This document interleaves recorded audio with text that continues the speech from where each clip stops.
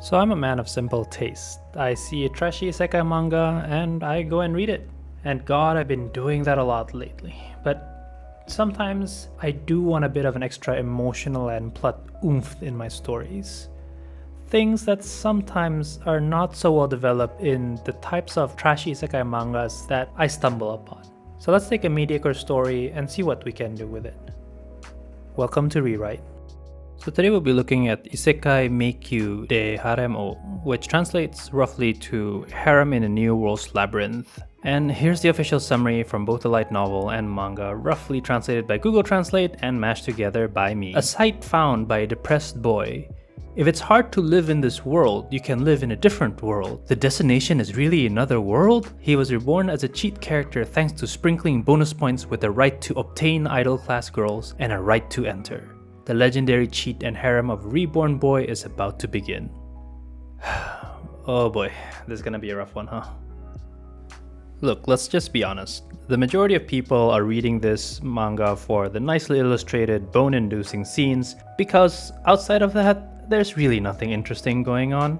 For a moment, let's put aside the whole overpowered skill and equipment aspect of the story, since there's other stories that actually pulls that off very well. The real issues are the bland cast of main characters.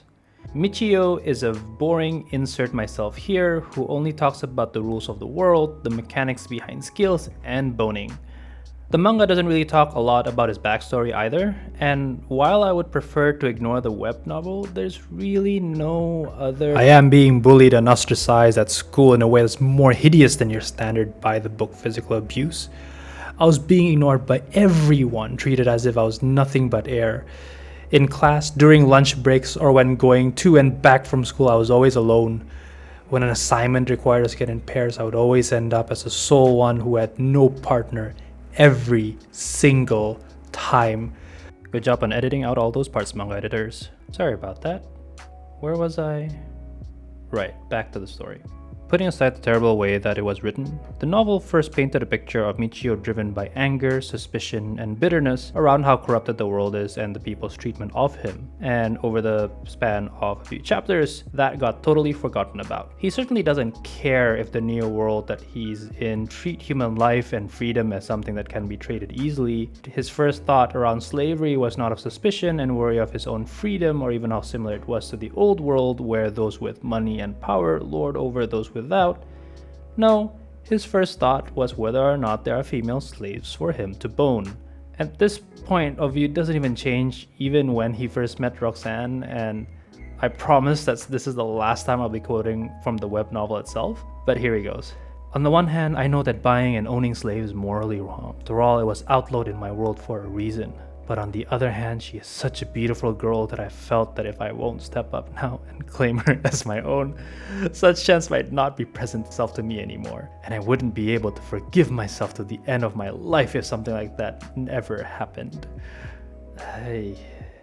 Anyway, the point here is that his relationship and interaction he has with characters around him doesn't really feel genuine, because he doesn't treat the people around him as real people, but rather as labels like a beautiful girl slave who is mine. Hell, his thoughts of Roxanne being sold by her aunt into slavery because of tax reason is, oh, okay, so this is how much tax I should pay for myself on Roxanne. And I can slag about the way he treats Roxanne, but that's not exactly fair, since Roxanne is written like a walking cardboard cutout of a teenage sexual fantasy who instantly declares her never-ending loyalty with the main character for no other reason except that he bought her. So instead, let's talk about Sherry. Sherry is a female dwarf who Michio bought as a second slave because he wanted a master blacksmith in his party to work on these empty slot skilled weapons he's been finding all over the place. The catch is that she's a failure. She was unable to become a master blacksmith because of some hidden prerequisite for the class, and she also failed to become her second choice class, Shrine Maiden, also because of some hidden prerequisite, which took a heavy toll in her confidence and self-esteem, and was one of the main reasons why she became enslaved. Finally, a character with some potential for growth. She also has a personality that bounces off well with Michio and Roxanne, And not only that, her pain should be something that Michio can empathize with, since he knows what it felt like being a loser in the old world, and that must feel like getting rejected from both your first and second choice universities. The author forgot about all of that, didn't he? So instead of using this to create some real character bond between Michio and Sherry, the story turned to the game mechanics again and how Michio has even more knowledge that people in this world doesn't have, and while this is where the story is when I wrote the script, that's probably how they'll solve the whole issue in the end. Not by empathy or character growth, but by some knowledge limitation the author put in the world that only the main character can solve. Okay, I think that's enough slagging the current version of the manga. Let's talk about what we should do in the rewrite. We'll go through the first 5 chapters of the manga, so if you're interested in doing your own versions, feel free to pause here and read that up. Alright, ready? Here we go. Even though the prologue in the web novel is mostly useless ranting, it has some good ideas. So the scene of our rewritten manga starts with a monitor screen with a window that's showing the message from the web novel prologue and someone clicking the yes button on the option. The next part of the story will largely follow the manga, with Michio waking up in the barn, snooping around and finding a normal sword around instead of the magical one he originally has. The prologue mentioned that he was quite decent in kendo and had a very good stat, so that should be enough to keep him alive but challenged. Here I'll also talk about the change to his skill. This one is more of a personal preference, but instead of a clear-cut status and other gaming mechanics, I'll change his skill to intuition, where he can sense intent, whether something is true or false, and sensing the potential in something. When he left the barn, the bandit attacks and the leader charged straight at him, while the others are being occupied by the villagers. Michio managed to win the fight thanks to his skill and intuition, killing the bandit leader. Seeing this, the rest of the bandit piled onto Michio. Michio was able to win, but his body is hurt with multiple wounds and he collapsed from exhaustion. Michio woke up being tended by a lady from the village, and with the adrenaline gone, was immediately assaulted by the pain. The lady healed him with magic, and Michio accepted that he has been transported to another world. He thought about the men that he had killed and he felt guilty about it. The lady thanked him for saving her family and left to find the village chief, leaving Michio to think about certain things. While he's still conflicted, for once in his life, Michio was the powerful one and he couldn't help but grin. The rest follows the original story with the whole meeting with the merchant and agreement to sell the equipment. He detected through his intuition about the bandit bandana by being a different item. Some villagers got caught and was enslaved as punishment. Michio was disturbed by the act but was glad it wasn't him in that position and that he better not get involved. They traveled to the city of Vale and they went to the slave traders. Not wanting anything to do with it, Michio opted to wait in the waiting room while the merchant took care of the business. And at this point, this is where he met Sherry. Yep, that's right, I'm cutting out Roxanne altogether here. Morbidly curious, Michio could not help but ask Sherry about being a slave and the reason behind it. We'll stick with the same background for Sherry in this version, but here Michio is much more empathetic, remembering how his own failures led him down to a dark spiral in his life. And not only that, his intuition told him that Sherry still has the potential to be a master blacksmith, and said so to her. She got upset at him, telling him that she had disappointed herself enough and if he thinks her family sold her for nothing. From the small outburst, Michio had a brief flashback of him lashing out to his mother, which gave him a small glimpse that even in the real world, there were people who reached out to him. She calmed down and gave him a sad smile before telling him that she wished she can have someone as kind as him as a master. Before the conversation can continue, the merchant and slave trader came back. The merchant seems to be interested in Sherry and asked the slave trader for her price. The slave trader told the price and time limit, noticing that Michio was also interested.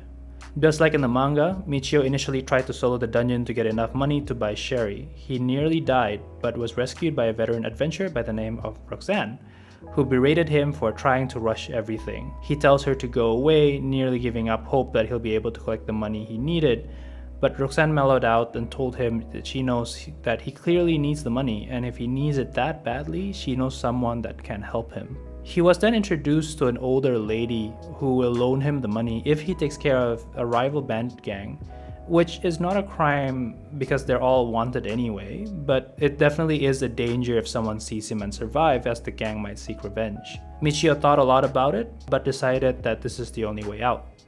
Michio followed instructions to find the hideout. It started quite well as he goes around knocking people out, but finally the alarm got raised and he was forced to escape. He managed to escape but was shocked by the guards surrounding the hideout. The guards charged in and arrested everyone. Michio found the lady waiting for him nearby and he was angry that she lied to him, and she just laughed around that, saying, "You know how the world works." She gave him the loan and she escorted him to her hideout, got her maid to wash him, and he fell asleep exhausted. The next day, he paid for Sherry's bonds.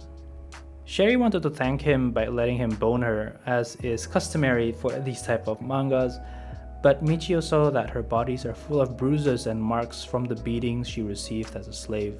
Unused to all this, Michio awkwardly pulls her into a hug and told her something that he always wanted to hear. "I'm here for you and everything is gonna be just fine." Sherry cried until she slept. Michio woke up with Sherry kissing him and telling him good morning. They sat together and discussed a plan on how to pay off the loan. They've decided to seek out Roxanne for advice, and the chapter ends with Michio smiling as he watched enthusiastic Sherry as she prepared herself to go out. The above plot points line up roughly with a 3-act structure, starting with a village plot being in the first act, the second act is Sherry's arc up to the escape from the bandit hideout, and the third act is the cleanup of the bandit by the guard and wrap up with Sherry at the end. I've also added conflicting motivation to Michio, with the first one wanting to be left alone to live a peaceful life, and the second one wanting to save someone similar to him. By far the biggest difference in the rewrite is the swapping out of Roxanne and Sherry. The feedback I received on the rewrite when I showed it to people is that by swapping out the characters, it might be a bit too much of a rewrite. After thinking things through though, I still would keep the swap in the rewrite, as Sherry's backstory is simple enough to keep up with the brisk pace of the original manga, while acting well as Michio's mirror. The character Roxanne needs a major rework before she can serve as a good foil and be relevant to Michio's character's growth. 2 ideas that I particularly like is the pleaser, or having her be a pleaser who, despite or perhaps because of abuse, continuously try and please people as a form of self-defense. This helps Michio grow as it provides a lens to different ways people deal with the same issue that he had, and forces him to understand that while he suffered, that doesn't invalidate other people's suffering and other people's coping mechanisms. The other idea is the repentant. Have Roxanne see Michio as someone very similar to someone close to her who she failed to save from depression and suicide, and she sees serving Michio as her master a way for her to repent from her failures, and can lead to some extreme yandere situations. This leads to the classic trope of "I am not a replacement," but also allow Michio to reflect how his own suffering affects other people. Both of these ideas actually works really well, but takes a while to build up the tension for the intended effect in the payoff, which makes it a pretty good idea if I was rewriting the series in a much more complete manner, rather than just the first 5 chapters while trying to keep the same overall plot structure as the original. So that's the rewrite. Hopefully at the end of the rewrite, Michio is a more empathetic and likable character who has grown but is skeptical and doubtful of the world around him still, that Michio has a clear but conflicting motivation to help Sherry, they still have a problem to solve around the loan, and frankly it's interesting if after this they have to live a modest life while doing quests instead of the usual "I have too much resources" trope that plague these genre. And the world opens up a bit more for the story, with the adventuring side from Roxanne and the more underground seedy part from the moneylender lady. From there, that should give a pretty good runway for the story, regardless whether you want this to be a more slow slice of life series or an adventure series. If I were to continue this rewrite, I would probably go more towards a slice of life series, where Michio and Sherry carry out quests to pay off the loan. And on the harem side of thing, I actually like the way Danmachi does it, where the girls who likes the main character don't necessarily hang around with him all the time. And you can also have moments like here with Roxanne, more active in the adventuring side, and maybe have an innkeeper's daughter who is also an informant to the lady. So that's my version of the rewrite. Thank you for watching. What do you think about it? Let us know how you would rewrite the story in the comments below.